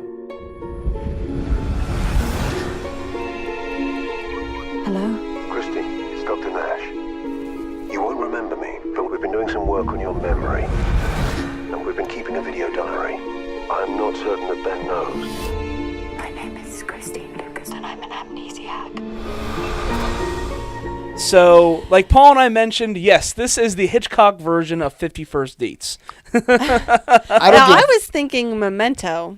Yes, when I yeah, a was little watching Memento the in there. Yeah, trailer. definitely. I've yet to finish that. I've started it and then I had to Wait. leave to go do something How can you start Memento and not finish it? because it That was would just only, like drive me nuts. Yeah, that I'd would be drive like, me I have insane. to know. It was only at the very beginning, like nothing had happened, and Oh. then because Will had told me to watch it, and I found it on Netflix, and then I think it was when Will and I were neighbors, and I think like he needed help, or I went to go do something with Will, and it was like right then, like I just fucking started it, and then I was like, ah shit, I have to leave. So yeah, like I didn't see anything. I own You should Memento. I'll watch sit it. down and watch that at some point. All But, right. I really want to see it. Like I heard it's a fucking great movie. oh, it is. Yeah. Yeah, it's well, again, it's one of Christopher Nolan's first films. Yeah. And it's a phenomenal film. Yeah. But, fucking this movie looks like poop. Before I Go to Sleep? Yeah, like I was Really? really bored during this trailer. No, I thought it looked good. I was wanted to intrigued see by it. it. I mean, And again, like I had mentioned, it's the movie's about Colin Firth tried to kill her, and she has insomnia and fucking forgot. well, no, you don't You know don't if it was know Colin because Firth. you don't know. Like It could have been Mark Strong. You don't Yeah. know. They could have been in cahoots. Yeah. I mean, I didn't say it wasn't Mark Strong. I just said that it was Colin Firth. Yeah. It kind of reminded me of that other movie that we watched. Every other movie you've ever seen with insomnia. No, What other 50 First one? Dates. no, the one with it had Channing Tatum in it Side a little bit. Effects. Yeah. Side Yes. Effects. Side Effects, I really like. That Was came that out. what that movie was called? With Rachel McAdams? No. No. No. That I you're don't think thinking she was of in it. I was... Are you thinking of a romantic? Yeah, Yeah, you're that was thinking of like Two the Doors. Nicholas No, Sparks film. not. That's not That what I'm was like, talking about. That was the one where Toasted Door. his I wife don't loses really his watch Yes. romantic. The wife loses his comedies. memory. You Yeah. don't? No. Why am I the girl in the room? What the fuck? I'm the one who's like, haven't you guys seen this musical? God damn it. But I know what you're talking about. It's the one where the wife loses her memory. Yes. Yeah. It was so adorable. Yeah. But no, I'm Side sorry, Effects that's not what was I meant. with Channing Tatum, but Channing Tatum He only was has a small minor part. role, yeah. But it was Jude Law, Yes, Catherine yes, Zeta-Jones, and love I can't recall Zeta-Jones. anyone else. I forget the I other. like Zeta-Jones. Oh, yeah. I forget the other girl. She yeah. was in like something else. Yeah, I recognize her. Obviously. But anyway. I was hoping that Zeta-Jones would be cast in the Ant-Man movie as Janet Van Dyne because Michael Douglas is playing Hank Pym. So it'd be like husband and wife. It'd be totes adorable. That's nice. That's the quote of the night. But I'm glad you bring up Side Effects because that is, again, a very Hitchcockian film. Yeah. And this made it Hitchcockian only because of the score that was in the background. The music that was playing. Okay. The strings and the way they were hitting. That's like, wow, they're like really going for that Hitchcock feel in this. Which I like. I think that's great. It's the way that it's shot, the way that the camera moves and the angles that it are created, like the full 90-degree angles, which I really like sometimes. Mm-hmm. It's very off. Well, it's not off-putting, but it's off-kilter, and it makes it kind of unsettling for an audience member sitting there watching it. Mm-hmm. And I like that. I like that kind of setting. It creates for a much more psychological thriller than just a straight up there's someone trying to kill you, run away from them. Right. Right. So yeah, I'm really looking forward to this. Yeah. I'll watch the next trailer. See if the next trailer gets me a little more. Okay. And again, for just the first 3 lead actors and actresses, Nicole Kidman, Colin Firth, Mark Strong. Mark I like all Strong 3 of again, them. yeah. And Mark Kidman? Yeah, it's Nicole Yeah. Kidman. You didn't recognize her? No. Yeah. Does that make you more interested? No, not really. Just thought I'd try. Yeah. To be fair though, Nicole Kidman is looking kind of beat up in this. Yeah. Like, I think totally that's the point. Yeah. didn't notice that it was her. Yeah. But Mark Strong is just Mark Strong. But of course, Mark Strong Right. is a badass. I'll watch him in anything. Yeah. Just because he was fucking Sinestro. Like, it wasn't even a good He was a movie. badass Sinestro. I thought you liked him more in like. Oh, I liked him more in like Sherlock I liked him Holmes. more in Sherlock Holmes. Yeah. But Who was he in Sherlock Holmes? Was he The bad he was guy? Duh, no, Blackwood. just kidding. Blackwood in the first one, yeah, main villain, yeah. But yeah, and he was also in Tinker Tailor Soldier Spy. He was in Mark that. Strong was? Yeah. I mean, he's a good actor. What? Yeah, he was one of the He was not one of the people who was Tinker Tailor Soldier. No, he was Spy. not. Okay. He was in the tinkering. He was like one of the Soldiering. guys in the background, and he was originally part of the team that was like he was the one having the meetup in whatever country they were doing, where it was Tom Hardy and then the other guy. I vaguely remember. That's all right, no worries. Okay. But anyway, as far as this goes, yeah, it's with a woman, and what did she say her condition is? It's not insomnia, but No. Amnesiac. an amnesiac, yeah. Which is that an actual thing? Like, is that what it's actually classified as? I don't know. I don't know, but I don't know if it's I look like a possible to doctor? only fucking remember that day, is it? I don't know. I don't know. That would I didn't suck. know. I didn't know. I mean, isn't that just dementia? I wouldn't call it dementia. I mean, I know Not if there. it's brought on by trauma. I don't think you would call it dementia. Yeah, I mean, I know there are people who suffer from short-term memory loss. Yeah. But I don't know if it's a thing where it resets in your sleep. I think it's kind of just a random thing where it just resets after it gets so much into it. You know. I don't know. I don't know. Google it. Yeah, well, I'll Google that at some point. We poke fun at the whole 51st dates thing, but how funny would that have been, like, if Adam Sandler was, like, fucking with her while, like, it was going on in that film? Like, he was, like, he had actually caused the accident that made her lose her memory, and he's, like, trying to, like, fix things that went wrong, but, like, still, like, fucking with her afterwards. Like, make it a much darker film. I really don't find that I feel like there was some. Yeah, I know. There was Like, that's really something. messed up, dude. Where Well, like, fuck Adam Sandler. I don't care. oh, that's what it was. That movie that Steve made us watch. Where the girl. Another Earth? Yeah. Oh, God. Oh yeah, I left early. Yeah. Good. I wish I'm I glad could. you left early.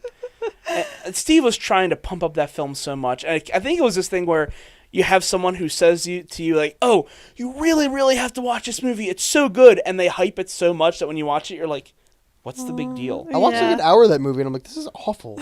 Yeah. Like, I have to go for legit reasons, but also I don't want to watch this. All right. He's like, is it the movie? Not only. That's part of it because it sucks, but... And look, I love the idea of, an alternate Earth, like an alternate reality coming into our own and how Yeah, that but that impacts was us. like... But that was so minor. That was like in 5 this minutes of the movie. whole movie, Right. right? Everything else is this girl being a complete bitch. Basically doing what you were saying Adam Sandler would, if you thought that would be better if he was doing that in the 51st Days. Okay, but that could have been funny. If she was doing it for laughs, I could get into that. Oh my god, if he had done that, then he'd be fucking ragging on Sandler for being a soulless tool. Yeah, I know. No. Yes. No. If it was funny, I could get into it. So long as it's funny. You're an awful human being. You know you're dating him, right? God. Jesus Christ. For like whole new reasons now too. Like I know. Oh my God. Making me question this. So, if you have nothing else on that, we're going to get into the final trailer for the night, which is The Pyramid. So what happened to him? Toxic air. Usually found in caves and tombs, structures that have been sealed off. As you can see, the pyramid behind me has only 3 sides, not 4 like the Giza pyramids. Look at the size of that thing. Hey, he's saying we can't go in there. This is the find of the century. You're crazy if you think I'm not going in there. So I brought this up just because, we're getting into that horror film season. There actually aren't too many horror films being released right now. It's hard to tell. It looks like some of it is found footage, but then other shots are not. So I'm wondering if it's like intercutting like District 9, where it's cutting to actual footage from the area and then cutting to other shots like I don't know around if it. like maybe it's found footage, but sometimes they put like their camera on a tripod like while they're working. That maybe. Like, just to document like the dig or something. Yeah, but it definitely looks found footage though. Yeah. Yeah. just watching it, even beyond that point, As far as the genre of this, like going into the underground tunnels feel goes, it was only a matter of time before they hit pyramids. And with the pyramid curse theme, like it's a good place to go. Oh yeah. There's a lot you can do with that. Yeah. But I mean, it really the parts that they show in the trailer are just like all of the fucking cliches that we've come to expect from these. Like, oh yeah, we went in. We know it's a bad idea. Oh look, the floor broke. Now we're trapped. And there's a monster. And as I said, why the fuck did somebody randomly have a fucking assault rifle? Yeah, I know. Why would they bring that in there? When you didn't think that there was going to be any issue. Yeah, when there shouldn't be something alive in there. To be fair, I thought they kind of did the same thing in Alien vs. Predator, where the one girl walks in with a handgun, and the guy's like, "Why'd you bring a pistol in here?" And she's like, "I view it like a condom. Better to have it and not need it than need it and not have it." Yeah, and I'm like, okay, but that's just a pistol. But even so, they knew they might be encountering like another team in there. You know, they didn't know exactly. Yeah, in Alien vs. Predator, they were trying to get I thought you were talking about the pyramid. Yeah. I was like, what? No. When did that come up? No. In Alien vs. Predator, they knew they might be encountering another team, so they had to come prepared with some weapons in case, something happened. But in this, you're walking into an abandoned pyramid. Right. What do you think is going to happen? I mean, mind you, like, an Anubis monster attacks you. So it's a good thing you had it. Right. But why? Exactly. Although, well, I don't know, because in the one part in the trailer, the one guy says not to go down. So maybe he was like, at least take a gun. Well, yeah, but why would he say, of all things, take a gun? Maybe that's taking, an ultra-strength radio or taking a lot of rope or, something that can help get you out. Because a radio isn't going to shoot Anubis. If you're underground, how is a radio... And a lot of rope? That's not going to do shit. Like, I know where I can go. Take a fucking drill. I mean, I don't know. If you're never coming with me into an abandoned pyramid. There's an Anubis monster, Mike. What do you have? I have a radio, a length of rope, and a drill. All right. I am now, to be fair, if we go underground, what are the odds of us hitting an Anubis monster? Probably pretty about the high, same as them hitting an Anubis monster. I'm just saying, if you fall into a pit, do you want me to have an assault rifle or a rope? Well, how is your trigger finger? Is it like real? If you fall, you're gonna shoot me? Yeah. God damn it, Mike! Well, I saved her a gruesome death when she hit the bottom. I mean, be like a 10-foot fall. I might have sprained an ankle. It's gonna be like Yu Yu Hakusho. Yeah, actually, that kid wouldn't have died even though you jumped in front of the fucking car to stop him. And you died. Yeah, thanks. Don't worry, I'll save you, buddy. Oh man, I wasn't bit by a zombie, dude. I brushed it against the thorn. Stop. But you had mentioned, this is an area that not many films have tapped into. The whole idea of the Mummy's curse and going into not recent, but not recently. Yeah, because a while back they did it with like the Incan ones, didn't they? Oh, that was the ruins. Yeah. They had that. Yeah, and it was the idea of inside some of these ancient temples, there's like these plants and vines that will get into your body and destroy you. Oh, is that what that was? Well, yeah, that's what the ruins was. It was that there's these living plants that will actually like puncture your skin and start like invading you and taking over your body and turning you like zombie-like. I know. I was hoping it'd be like the fucking sun god came down and like fucking destroyed you. There's another one that was eerily like the ruins, where it was the same thing of the 4 kids, being trapped in like a temple of some sort, except it was far, far more rapey. And it was it basically had to deal with the idea of, trapped at the bottom of this thing is a monster that will rape you. I'm down with that monster. Oh, yeah, I'm like, what the fuck? Wait. You don't need to rape me. Calm down. Slow your roll. Do you have anything to eat? You're getting some ass anyway. I just really need to get some fucking food in my belly. Don't make me use my long piece of rope. Look, I have a long piece of rope and a drill, and I'm not afraid to use it. You're getting laid. Look, I'm the practical one who goes into these things, all right? Practical my ass. I'm getting raped by a sun god. He's like trying to fucking find a radio signal in the bottom of a fucking song temple. for you. Help me! Hold on. Wait, where's that music coming from? There we go. He's over here listening to the top I pull out 40. a radio. I came prepared. Putting on 93.7. We don't need top 40 right now, dude. Turn down for what? And with that length of rope, I'm going to use it as a cock ring. Oh my. Apparently, you can't do anything useful. What the fuck has happened to this podcast? Oh my god, it's turned into Rape by Sun God. Okay, we are getting off of that trailer. That We're would gonna get probably hurt, too. Like, gods can't be gentle. No. I mean, Zeus was a cow. Yeah. Like, he came down as a bull and fucked some woman. Like, that's not okay. Somewhere in Greek mythology, it's okay when the gods fuck their parents and then come down as animals and fuck humans. No, it's fucking... That's totally normal. Hercules' father was a god in the form of a bull. Why not? Anyway, we're going to get into the feature presentations, a few movies that are due out this week and next week. And the first one is actually one we didn't talk about, but it's been advertised a lot recently, which is A Walk Among the Tombstones. I thought that you were gonna bring that up. So, what's that? I was going to say, I thought that's what you were going Yeah. to say. So this, a lot of people are saying, oh, well, it's just Taken 3.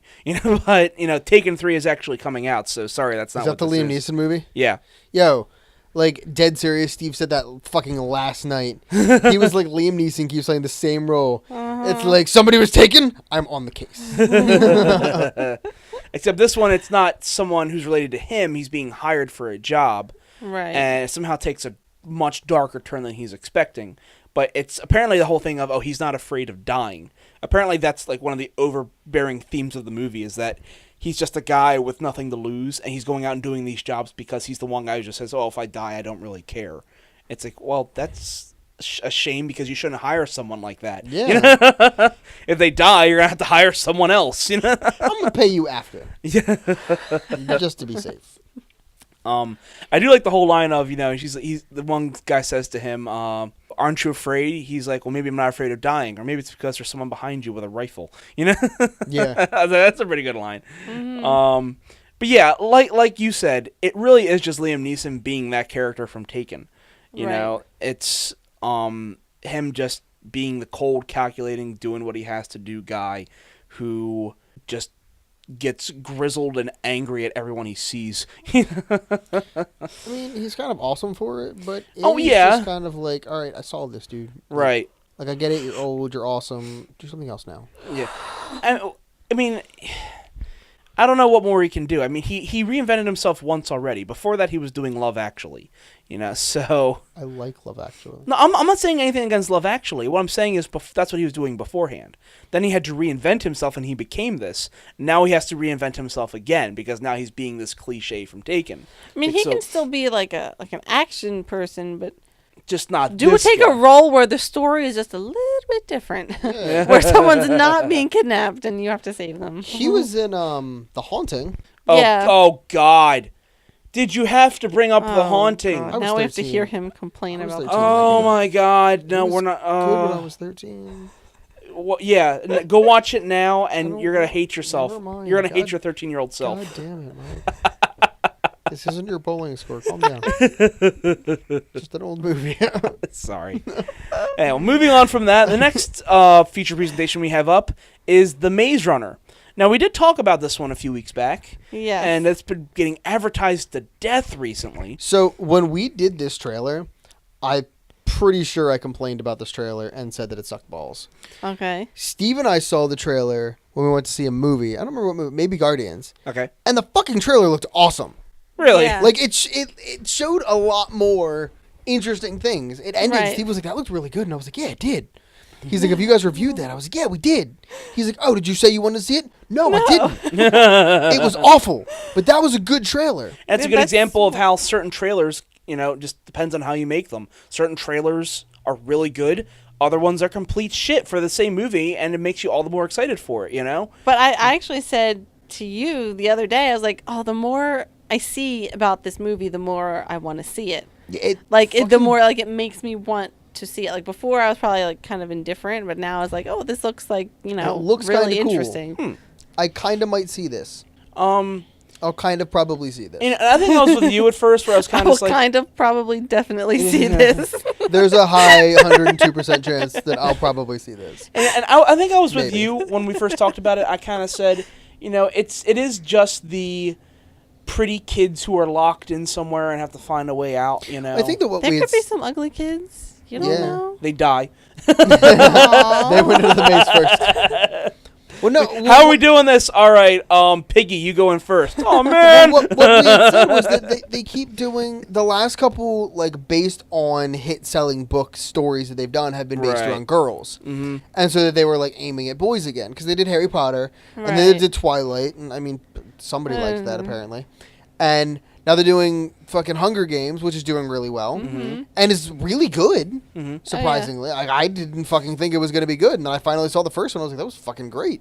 So I mean, I think they're trying to wheel back to guys, but the recent trailers I've seen, I'm kind of feeling. Yeah. I don't know if I'm feeling it. I've decreased my animosity towards it. I will definitely say that. Wow. How hipster of you.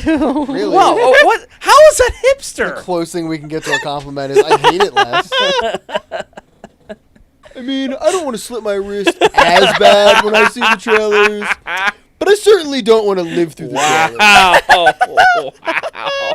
Like if a plane crashed on my roof when I was watching it, I'd be good. Wow. I just had to take that extra step, apparently. Holy shit. I take a little Donnie Darko there. Yeah. The jet engine crushed me. But I did want to mention one thing before we move on. This, and it's just trailers yet. It hasn't been released yet. But the movie's already getting flack because, again, there's only one female, supposedly, in the whole movie. Wow. And the first thing they do to her is string her up. It's like, what the hell? Which, admittedly is kind of weird, but now it's already getting attacked by feminists. It's I mean, that's what it looks like. You don't really know if she comes up through this elevator thing and then, let's tie her up. I mean, something could have happened where, she tried to hurt someone. It's like, it's the only girl. Don't trust her. Monty Python, a witch. Yeah. I mean, I think I made the joke before where, just the way that they cut the trailer, it had her coming up and then it showed a fire. And I was like, oh, girl, burn her. But I wasn't criticizing it and being mad I know you're at poking it. fun at it, but apparently there were some people who said, oh, that's actually what's going to happen. Yeah. And it's like, oh, great. I mean, I like being tied up. But what do you like being set on fire? No. Okay. But it's all So says my right arm. because I like the way it hurts. Thanks, Rihanna. Where did that come that's from? That's what Rihanna sounds like Because- before they fucking... Because it was the whole video was her being set on fire and on a bed. That's what Wait, I never what? I never watched the What are video. you talking? Why are you watching Rihanna videos? I just happen to know that video. That song with Eminem, she's on a bed and everything around her is on fire. Okay. And so tied it back to being on fire. Okay. You know you're dating him, I right? need to What the fuck? He listens to Rihanna. No, I Not don't. only listens, but watches the video, the music Like, I listen to video. Eminem, and Rihanna's in one of the songs, but he watches her videos. Your boyfriend likes Rihanna. Apparently. No. I don't. Like, he said that he enjoyed her in Battleship. Whoa. Okay, them's fighting words. He said, I saw that movie for Rihanna. No. And Direct quote. and liked her acting. No, and no. Moving on. The next movie we have up is The Box Trolls. Now, I want to see this. yes, I really want to. I've been looking It looks forward to cute, this but I for still don't know what the fuck months. it's about. It's about a orphan boy who was box trolls. raised by the box trolls. That's not okay.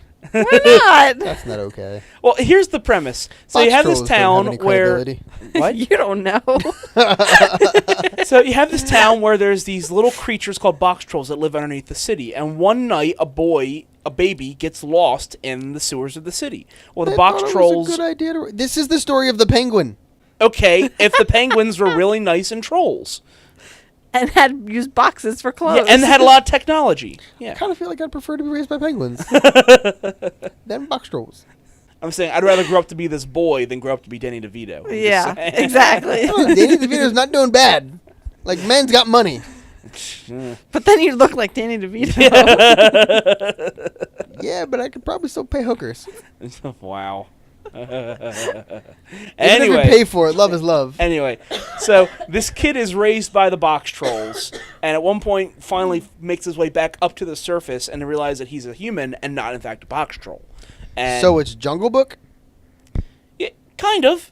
Yeah. That whole fish out of water story where he has to integrate himself back into society. Yeah, it's kind of like that. Some bad troll is going to be singing about how he wants to be human. Yep. Yep. I know. Like King Louie. Yeah. Okay. That's going to be the other monkey pretending to play the Right. trumpet See, she got with it. the leaf. Yeah. Oh, yeah. I had to watch that movie many times with my niece. And then I, I had to have- be an elephant. I have the Jonas Brothers cover of that song. Oh, no. Oh, It's God. really fucking good. Hey, don't hate on the Jonas Brothers. Oh, God. The Joe Bros are awesome. And the Whoa, youngest whoa, whoa. Wait, whoa. I can take totes Adorbs, but not the No. Joe Bros. The Joe Bros. Don't you even The dare. youngest Joe Bro is fucking hot. Oh, my He looks like an MMA fighter. Uh. He's fucking ripped. I'm not even into ripped. But I have a picture of him saved in my photo gallery. Once I find my phone. anyway, You're in so for it. getting back onto this. The Box Trolls. This is the same studio. I think it's Leica Studios, which is the ones that did Paranorman, as well as Coraline, I think. Which, of course, are two films I really like. And I love this animation style. You know, stop motion is slowly going the way of the dodo. It's slowly dying out. But this is beautiful animation. I love it. It looks they're really doing, good. They're doing a lot of creative stuff with this. And again, while the premises for the other films I kind of liked more than this, I still want to see this just for as good as the animation is. And it still could be a great story, you know? Yeah, Coraline was really good. It took me a long time to finally see it. But when I finally saw it, I was like, this is not a children's movie. No. This movie is fucking messed up. Oh, yeah. But I have not seen it yet. it's really fucking it's way darker than the trailers like I alluded got today. yeah. It does not. It looks like it's like a cute kid story, like Burton-esque. No, it is an adult movie. Like it ended, and I was creeped out. I was like, "Holy shit!" You know what? You know he should watch Mary and Max. Oh. Mary and Max is an animated film, but it's actually PG-13. Done Yeah, it's stop. not a kid's No, it's not a kids movie. film, but it's done stop motion. And even at the end, like someone like me, who's the callous asshole, at the end, I'm like, The wow, hipster. yeah, the hipster. Even at the end, I'm like, wow, I'm actually getting a little choked up at this. Oh, Like, wow. It was the ending was phenomenal, and it That's won a good. ton of awards. I think it was nominated for Best Animated Picture. I don't think it won, but it was really, really good. Yeah, I totally want to see the Box Trolls movie. I mean, it looks cute. Yeah. At very least. Yeah. Cute. I want to see it. So yeah. So the final one up is The Equalizer. So I know we talked about this a couple weeks back, and not a whole lot more to say about The Equalizer, other than it is Denzel Washington being a badass. Right. It's like it's the same as fucking Liam Neeson. Like he Yeah. came back, Right. he remade his fucking appearance, and it's just like, oh yeah, Denzel's being Denzel again. Right. Yeah. I mean, he's awesome in it. Like Liam Neeson's awesome in fucking anything having to do with somebody being kidnapped. Right. But I don't think I care. It's like Denzel Washington trying to remake his image by saying, "I'm a badass, but I work at Home Depot." But I'm old now, so Yeah. I'm retired. Right. I'm a badass with a stopwatch and a hammer. I'm gonna wait till that shit's on Netflix. Yeah. Yeah. I think I'm the same way. I'm you gonna know. red box it. If this was on Netflix, or even if it was Redbox or something straight to like even as like on network television, I'd probably sit down and watch it. But I don't know if it's something I would actively go out and watch in theaters. I'm not Just going to spend $18 on this. Right, movie. because even as much as I like Denzel, this isn't something that piques my interest anymore. It's just kind of okay. What more can he do? It's like The November Man with Pierce Brosnan. yeah. It's the same fucking movie. Yeah, it's Yeah. like I'm tired of, it's recycled. I get Yeah. it. Denzel Washington is Eli. Pierce Brosnan is Bond. They're both badasses. I don't care. Right. And I'm sure that neither of you can sing. I already know Pierce Brosnan can't. We'll see. I mean, if it garners any good reviews, I might take time out to see it like an early bird or like a discount price. But that would be the only way I'd probably end up seeing it. But it's just otherwise, I'm sorry, I'm just not interested. Who knows? We will see. So, I want to thank the Goddess of Gore for coming by. Word. Better late than never. Well, at least we got 3 on this podcast. Yeah. Otherwise, it was just Paul and I just sitting here for 30 minutes or so. That's what I was hoping for. Do you want me to leave? You're ruining it, yeah. I want to thank the Superhuman Aficionado for coming by. Yeah, man. Good to see you. And I did want to mention one thing before we end this podcast, and it's not the usual spiel I have about visiting YouTube and Podomatic, but I did have to mention this. So, on our Podomatic channel, we sadly don't have all the storage space we would want, because again, most of us don't have enough money to upgrade the channel. Like Mike. Like me, yeah. But right now we have about 22, 23 podcasts posted on Podomatic, and sadly we're about to run out of space. Now, we're not running out of space yet. It's probably going to be in about a month's time after we get maybe 2 or 3 more podcasts posted. But eventually, we're going to have to start removing podcasts. Now, I'm telling our listeners this because, 1, don't worry, the podcasts will always be available on YouTube. They will not be taken down on there. But I wanted to let you know this because eventually you will not be able to download them anymore. They will be removed from Podomatic. So I'm giving you a heads up now. If you want to download the earlier podcasts, do it now, because after about a month from now, you're not going to be able to do it. But they will always be available on YouTube for you whenever you want to listen to them, so that's okay. And I'm going to give my usual spiel. Nobody cares. Nobody listens to us. Nobody's worried that our earlier podcasts are going away. Some might. Chicago John might. But then again, he was always been on YouTube since the beginning, so he probably doesn't care anyway. But and for those of you who heard my fucking thing, my Avatar review with Chicago John, that was a lot of fun, and they actually got a decent amount of listeners for it. Yeah. And it was a great time. Who was it? Samantha Brown. Yep, was the other one on there. I friended her on Facebook. Yeah, they're coming out with the new season of Korra in 3 weeks. They decided to tell us that they were going to have a new season and then release it almost immediately. So I'm sure we'll do another one as like a final cap because it's supposed to be the last season. Yeah, and I would love to do more stuff with them. I think they have a great channel going on over there. We could do more collaborations.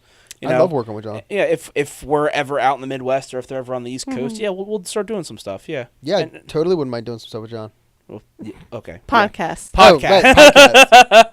Right. Yeah, that too. I mean, that's totally what I was talking about, Kim. Right. It's mine in the gutter. Uh-huh. So, John, you have my Facebook. So my numbers and my about I once again and the projectionist. Thank you guys for tuning in. Have a good night and take care. Bye. Bye-bye.